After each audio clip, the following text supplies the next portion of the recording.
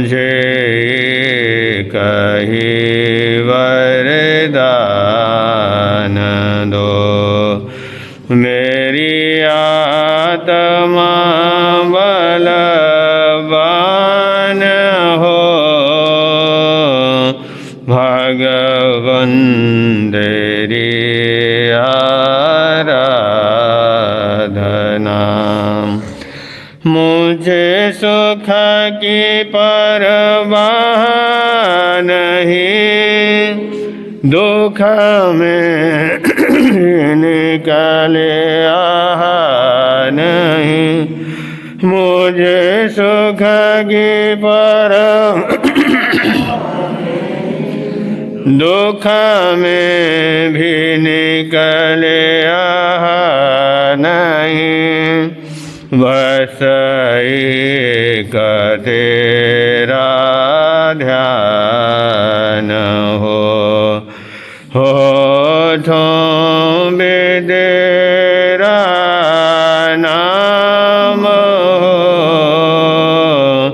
भगवन तेरी आराधना, भगवन तेरी आराधना।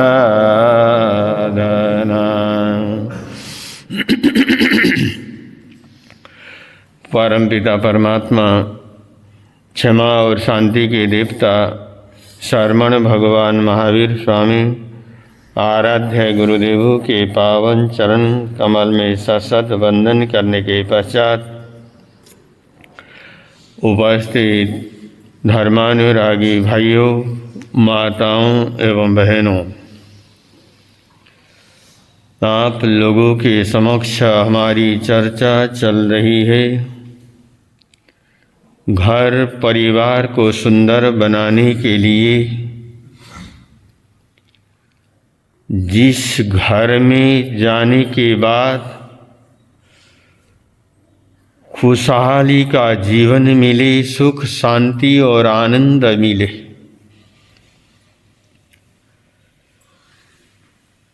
उन सूत्रों को आप लोगों के समक्ष क्या कर रहे हैं, चल रहे हैं। संस्कार 3 कारणों से क्या करते हैं, बनते। कर्म से, माता पिता से और संगति से।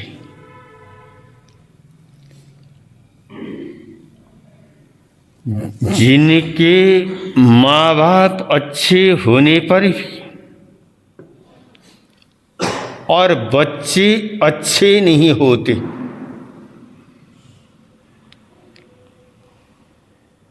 और कभी कभी बच्चे अच्छे होने पर भी माँ बाप क्या करते, अच्छे नहीं होते। ऐसे दुनिया में हम लोग तो संत हैं, हर जगह पर जाते हैं। कहीं परिवार के बच्चे इतने धार्मिक होते हैं, उनके माँ बाप थानक में नहीं आएंगे, सत्संग में नहीं आएंगे, लेकिन बच्चे क्या करेंगे, थानक में आएंगे। और कहीं पर माँ बाप थानक में आएंगे, लेकिन बच्चे क्या करेंगे, थानक में नहीं आएंगे। अब ये है क्या, कर्म।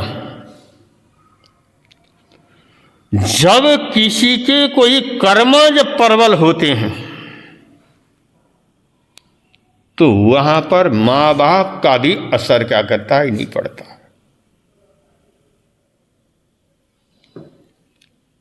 और वही बात आपके समक्ष चल रही थी।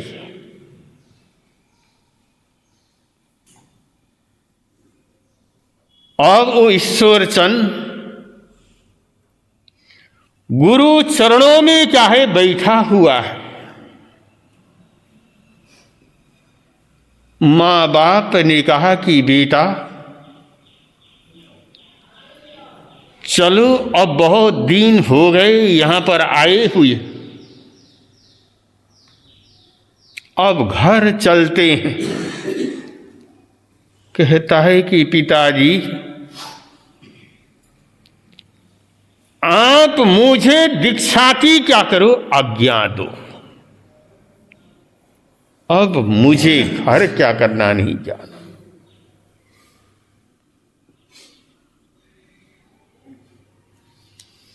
माँ बाप भी विचार में पड़ गए। अरे इस बेटे को क्या हो गया।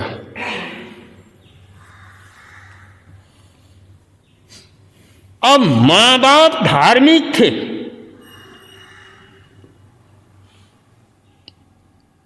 उन्होंने सोचा कि चलो अगर बेटे के भाव इतने अच्छे हैं,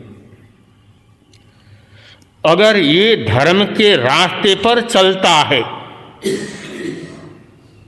तो हम रुकावट क्यों डालें।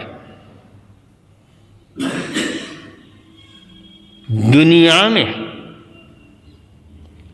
जो धर्मात्मा माँ बाप होते हैं, वो अगर बेटा अच्छे रास्ते पर चलता है, अच्छा काम करता है, उनका प्रोत्साहन क्या करते हैं, बढ़ाते हैं। लेकिन किसी के माँ बाप अगर अच्छे रास्ते पर चलता है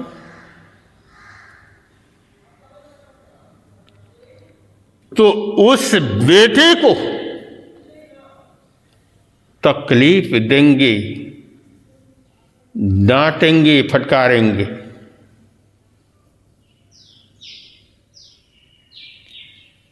अगर समझ लीजिए बलाचोर का किसी का बेटा अगर दीक्षा के लिए क्या कर जाए, तैयार हो जाए, अब बलाचोर वालों, बलाचोर के जैसे आप लोग तो बड़े अच्छे धार्मिक विचार वाले हो, और यहां से तो कई लड़कियों को तो आपने क्या कर दिया है, दे दिया है।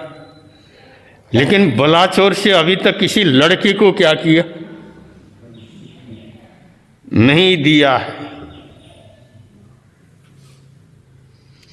अब कोई लड़का अगर दीक्षा के लिए तैयार हो जाए तो सबसे पहले वो माँ बाप उसको आड़े आएंगे, अरे बेटा, अरे दीक्षा लेना तेरे बस की बात नहीं है।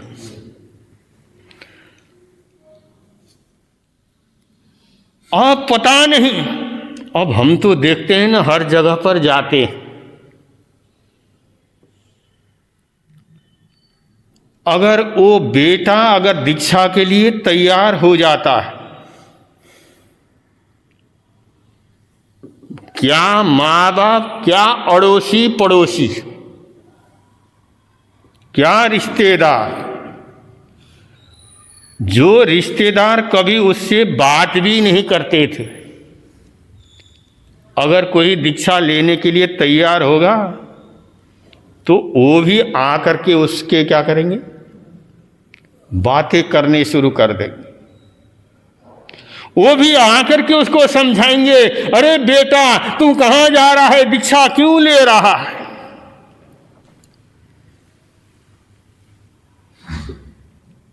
और बहुत बार वो रिश्तेदार भी धर्म के रास्ते पर चलने क्या करते, नहीं देते।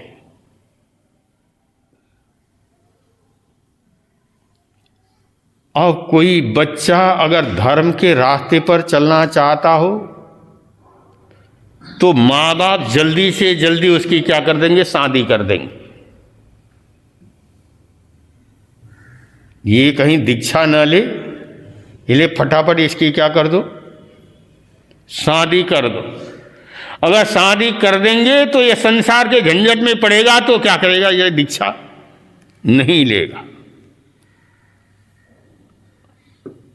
अब हमने तो देखा है अगर कोई लड़का या लड़की आकर के बोल दे मैं तो दीक्षा लूंगा, वो माँ बाप फटाफट उसको लड़का देख करके क्या करेंगे? या लड़की अगर बोल रही है तो लड़की की शादी कर देंगे, अगर लड़का बोल रहा है तो लड़के की क्या कर देंगे? अब आदमी और जिस दुख में पड़ा है वो भी सोचता है मेरा बेटा भी उसी दुख में पड़े।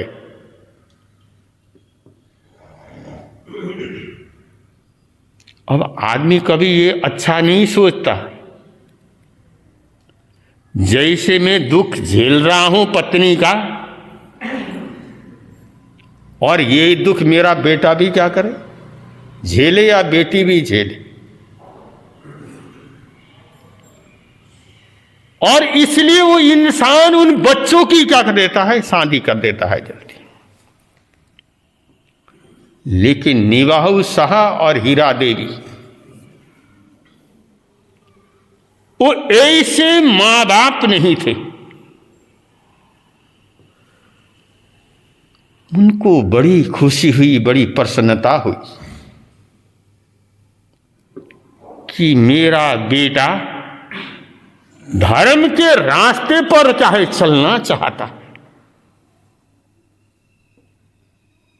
तो मां बाप ने उसको खुशी से क्या करी, आज्ञा प्रदान की। गुरु चरणों में रहे, गेने राय जी महाराज साहब के चरणों में क्या किए रहे, और रहने के बाद आपके पड़ोस में ही बंगा में और उनकी दीक्षा हुई, और दीक्षा होने के बाद वो ईश्वर और चंद से ईश्वर मुनि क्या कर गए, बन गए। जब ईश्वर मुनि बन गए, दीक्षा हुई, और उनके दादा गुरु आचार्य प्रवर सोहनलाल जी महाराज साहब अमृतसर में विराजमान थे। गेंडे राय जी महाराज साहब ने सोचा कि चलो अब मैंने ईश्वर मुनि को दीक्षा क्या कर दी, दे दी, अब इसको अपने दादा गुरु के पास लेकर के चलूं, उनके दर्शन करवाऊं। अब वो बंगा से बिहार करते हुए अमृतसर क्या कर गए, पहुंच गए। जब अमृतसर पहुंचे, आचार्य प्रवर के चरणों में गए और वंदन और नमस्कार किया। पहले बड़े संतों ने वंदना की, बाद में उस ईश्वर मुनि का नंबर आया। जैसे ही ईश्वर मुनि ने आचार्य प्रवर के चरणों में वंदना की, आचार्य प्रवर ने पूछा, ईश्वर मुनि तुमको संयम में साता है ना, तुमको बिहार में साता है ना, और तुमको कोई तकलीफ तो नहीं? जब ये शब्द कहे, उस समय ईश्वर मुनि ने कहा कि गुरुदेव, आज तो मैं आपके दर्शन करके मैं तो निहाल हो गया, मैं तो धन्य धन्य हो गया, मैं तो पावन हो गया। आचार्य प्रवर ने कहा, अच्छा तू आज मेरे दर्शन करने से और तू निहाल हो गया? ने कहा, आज से मैं तेरा नाम निहाल चंद मुनि का कर देता हूं, रख देता हूं। और वही ईश्वर मुनि और निहाल चंद जी महाराज साहब के नाम से क्या किए गए, जाने गए। और बाद में जाकर के और वही जिन शासन के शान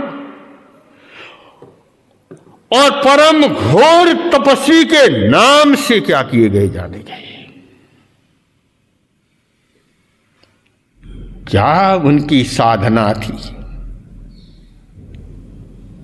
जो वो अपने मुंह से वचन निकाल देते थे, वो वचन फलीभूत क्या कर जाते थे, हो जाते थे।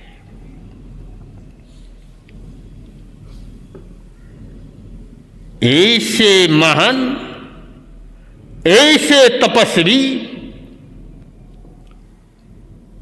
वो मुनि बन गए। जैसे आप लोगों ने पर्युषण महापर्व में उन अंतगर सूत्र में उन तपस्वियों का वर्णन सुना, पढ़ा, देखा, और ऐसे ही परम घोर तपस्वी स्वामी श्री निहाल चंद जी महाराज साहब ने एक उपवास किया, पारना किया, 2 उपवास किया, पारना किया, 3 उपवास किया, पारना किया, 4 किया, पारना किया, 5 किया, पारना किया। ऐसा करते करते 16 तक पहुंच गए और फिर 16 से उतरते हुए फिर 1 में आए।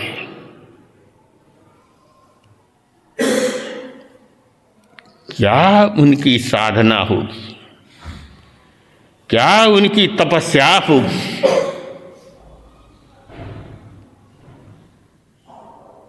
और इस कलियुग में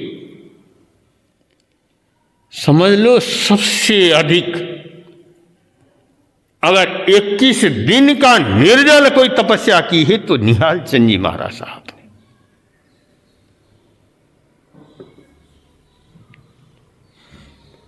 क्योंकि पानी से उपवास करना तो फिर भी आसान,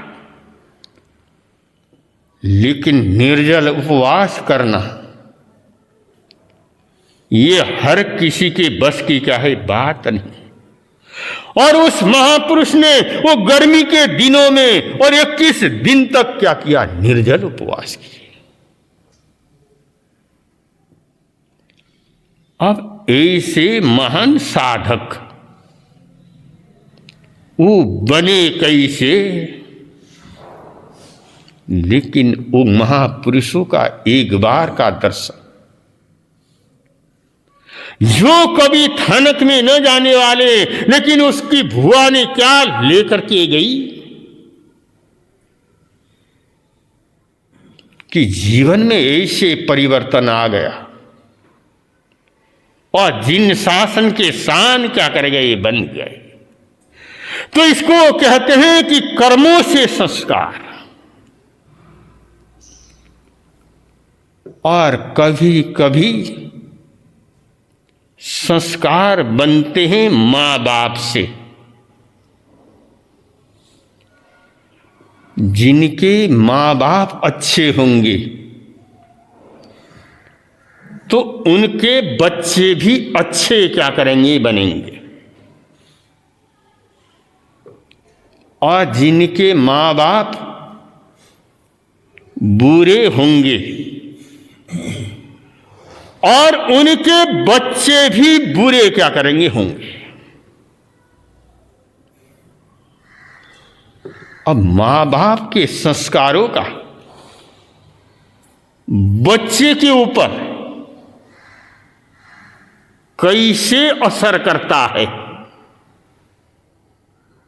आपको एक घटना क्या कर दूं, बतला दूं।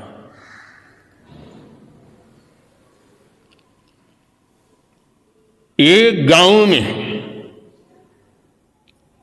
रहने वाला एक जेब कतरा था।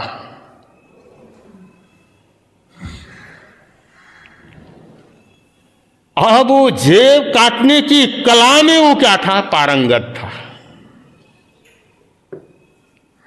कहीं भी बसों में जाता, रेलों में जाता, किसी के भी जेब क्या कर लेता था, काट लेता था। अब उस कला में वो पारंगत था।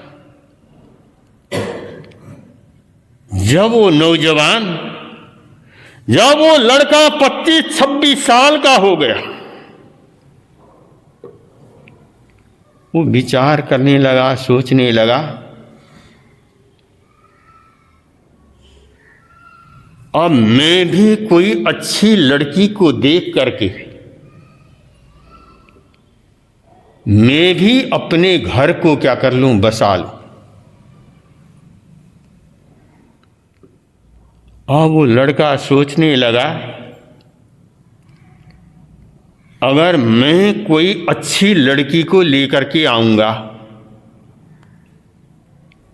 अब वो लड़की मेरे काम को देखेगी तो मेरा विरोध करेगी, ये काम नहीं करना। और जहां विरोध होगा तो वहां पर जीवन अच्छा सही ढंग से क्या करेगा, चलेगा नहीं। अब वो लड़का भी सोचने लगा, मैं भी एक ऐसी ही लड़की से शादी करूं जो मेरी तरह मेरी कला में क्या हो, पारंगत हो। अब जो आदमी वो जैसा होता है वो वैसा ही क्या करता है, ढूंढता है।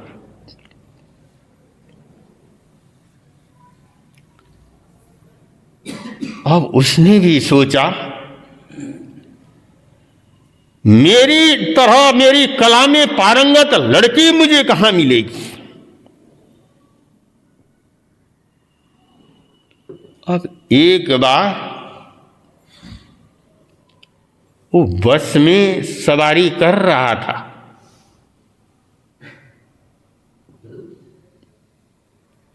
और उसकी नजर एक लड़की पर क्या कर गई, पड़ गई।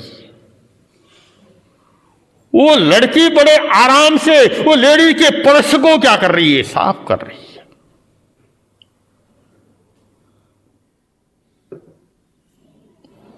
अब ये आदमी की दृष्टि है, जैसे इंसान की दृष्टि होती है, और दृष्टि वहीं पर क्या कर जाती है, पहुंच जाती है। अब आप लोग देखते हो ना, आकाश में इतनी ऊंचाई पर चील उड़ते हैं, इतनी ऊंचाई पर चील उड़ने पर भी उनकी दृष्टि कहां रहती, कहां पर जानवर मरा हुआ है, कहां पर मांस मिलेगा, और वहीं पर उनकी दृष्टि क्या कर जाएगी, कि पहुंच जाएगी।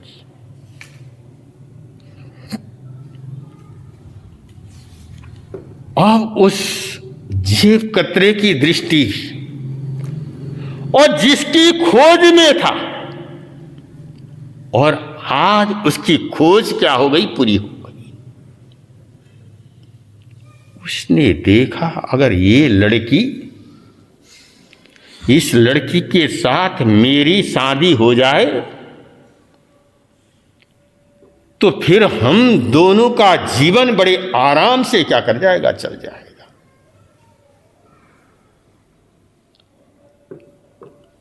और वो सोचने लगा, किस तरह से इससे क्या करूं, मैं बात करूं। अब अगला जैसे स्टेशन आया, वो लड़की बस स्टैंड से उतरी, बस से उतरी, और लड़का भी पीछे पीछे उतर गया। वो पास में गया, उससे बातचीत की, मैं तुम्हारे जैसी लड़की की क्या है, खोज में था। उसने कहा, जिस कला में तुम पारंगत हो, और मैं भी उसी कला में क्या हूं, पारंगत हूं।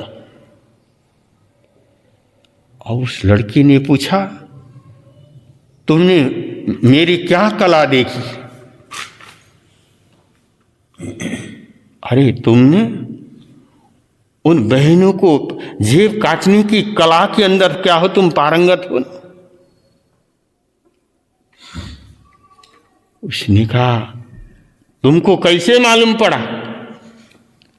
अरे अभी मैंने बस में आपने दूसरे महिलाओं के पर्स को साफ करते हुए मुझे क्या है तुम दिखी।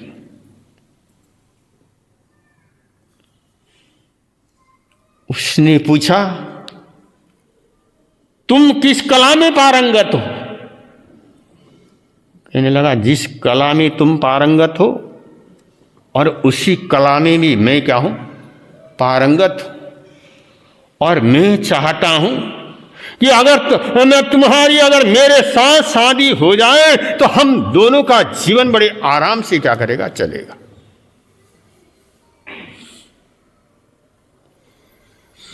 और वो लड़की भी कहने लगी मैं भी तुम्हारी तरह लड़के की क्या है खोज में थी। अब दोनों की बातचीत हो गई। अब दोनों की बातचीत होने के बाद आगे क्या घटना घटती है ये समय आने पर आपके समक्ष आएगा। संकल्प हो हमारा इंसान दो भगवान भी बनेंगे, इंसान बन गए दो भगवान भी बने। हम आए गए गगन के चमके हुए सितारे, हम